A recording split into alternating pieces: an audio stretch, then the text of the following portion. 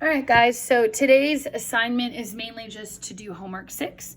But there are some kind of weird things that happen on homework 6, so I wanted to help you with it. So the first thing that we're going to start with is, let's do number 5. Okay, so first thing you should notice on number 5, if you did yesterday's notes, okay, is that this 16 in the front, I can't keep that. So I have to divide everything by 16. So my x squared is now just a 1x squared. Okay, you can use the calculator. 16 divided by 16. Oops. Yeah, that's just going to give you 1. Okay, then 16 divided by 16 is going to give you just a y squared. 8 divided by 16 is going to give you a decimal. It's going to give you 0.5. And then that's your x. And then here I had a negative 16 divided by 16. That's going to give me a negative 1y. And then my 27 divided by 16, okay, is 1.6875. You can write it as the decimal or you can write it as the fraction. I'm just going to leave it as a fraction, honestly, because I don't feel like actually doing that. Okay, so from there, we want to group our terms. All of our x's are going to go together. That's these two. Okay, then our y's are going to go together. That's these two. And then remember also that you need to leave like a little space. So I'm going to do x squared plus 0.5x space. Okay, then I'm going to move to my y stuff.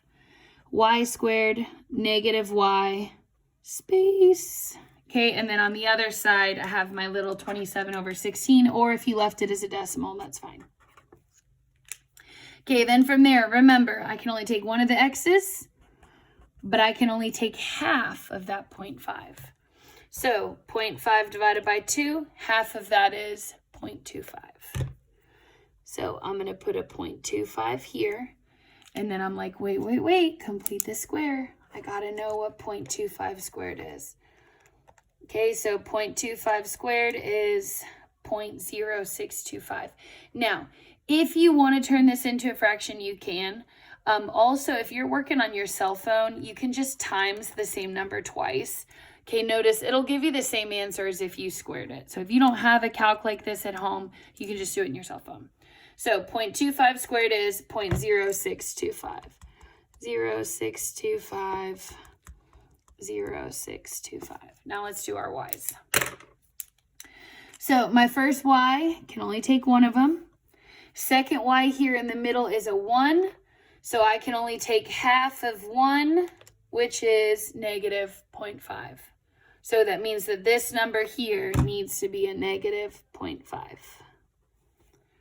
Then from there, I got to complete the square. Remember, that's why we left this little blank here. So I'm going to type into the calculator, negative 0.5 squared. Comes out to be 0.25. Now, real quick question here. What if I had forgotten these parentheses? Okay, let's see if that makes a difference. If I square negative 0.5 without parentheses, my answer comes out wrong. It should be plus. This little number you're squeezing in here should always be plus. So if you forget the parentheses and it comes out to be negative like this, you know that you just made a mistake when you typed it into the calculator. Should always be plus that 0.25 or whatever that number is. Okay.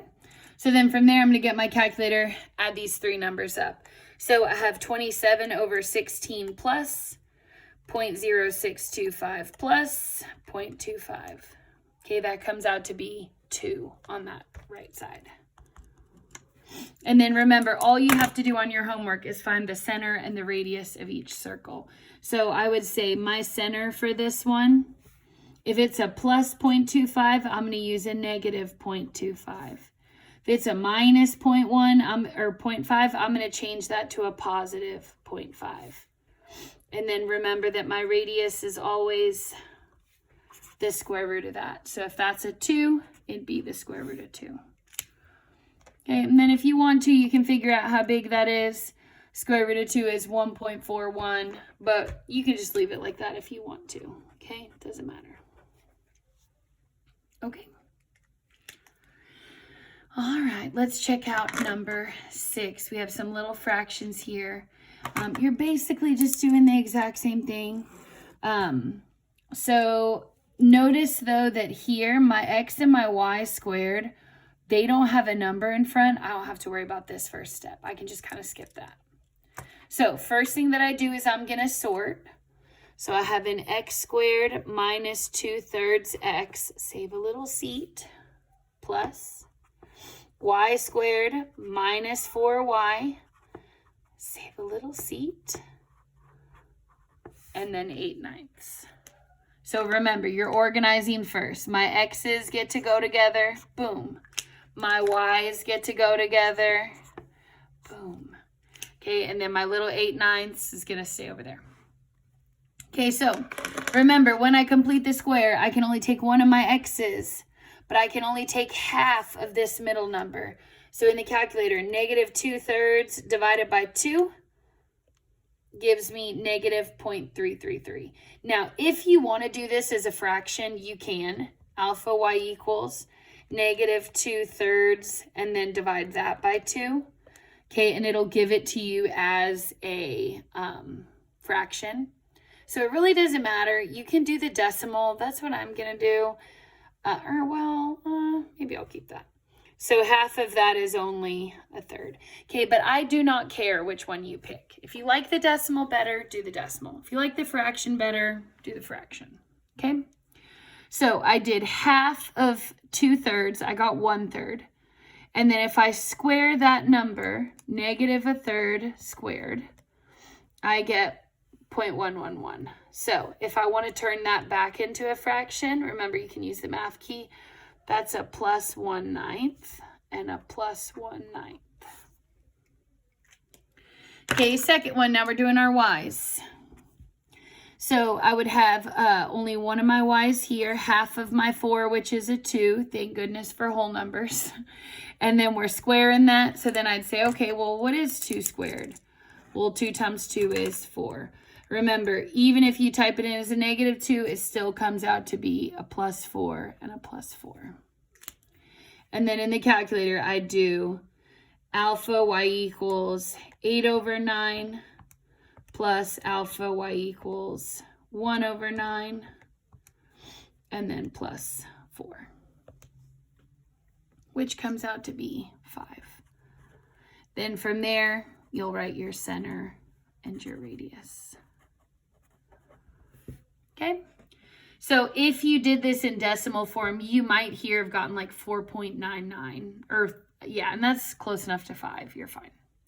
So my center, if this is a minus 1/3, it's really positive 1/3. This is a minus 2, it's really a positive 2. And then the square root of 5, I have no idea what that is. It is 2.23. Okay. And then I was kind of lazy and I didn't round that. I guess technically that 3 would be bumped up to a 2.24, but no big deal. All right, flip over to that next page for me, please. I just realized you couldn't see this in the video, but hopefully you got it. So you have the 8/9, then you added the 1/9, then you added the 4 from the y's.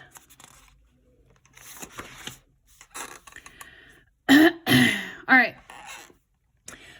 These are so much easier with graphs. Let's just do the left side just to keep it easy. This is too much. So let's do, we're just writing equations. Let's do number 9. Okay, so first thing is they tell me the center. If I know the center, my x is a negative 3, I know I need an x plus 3. If I know that my y is a 5, I know that I need a y plus 5. Right? Wrong. It's really a minus. Got him. Okay, so if it's a plus 5 here, remember you're changing the sign. When you put it in parentheses, it should always be the opposite. Equals. Then my next thing that I need to know here is going to be my radius. But instead of telling me that, they tell me the circumference. Okay, so you would have to remember that circumference is 2 pi r.